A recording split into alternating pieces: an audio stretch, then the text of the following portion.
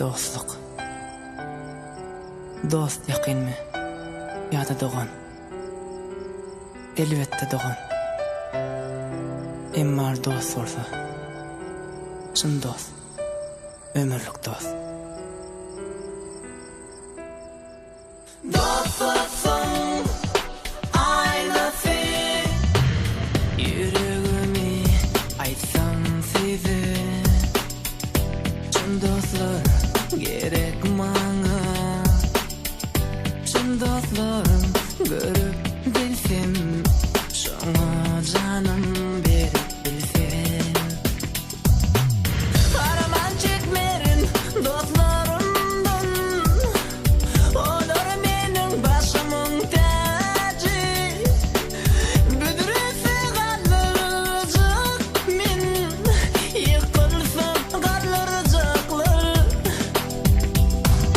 Dostsun, aynası, diptirler kemmesi. Düştüm size, dostluğum, ağlı birlik cümlesi.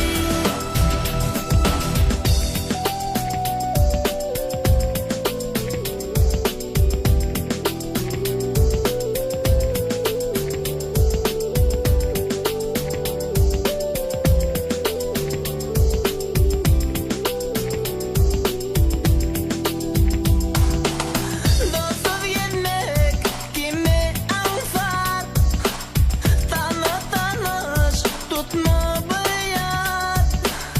Dertli baktım, derdim paylaştım, açın yerleştim.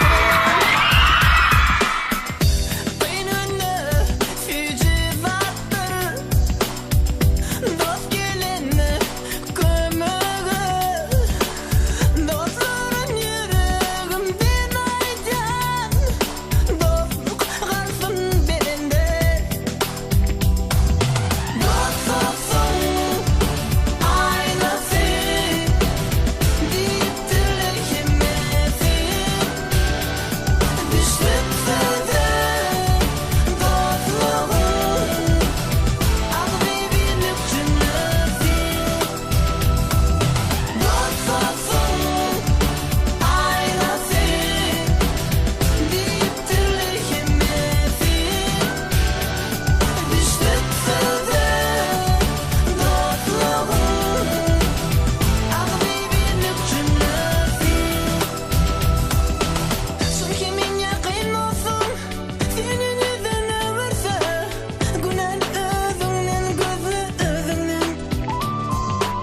Bu yalan şey dünyada, arman çekmerin yeke.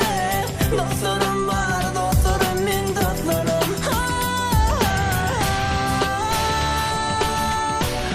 Dostlarım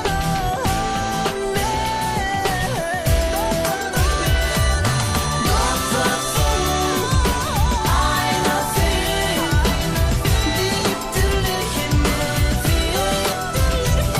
Düştük size, dostluğum, ağlı birlik cümlesi.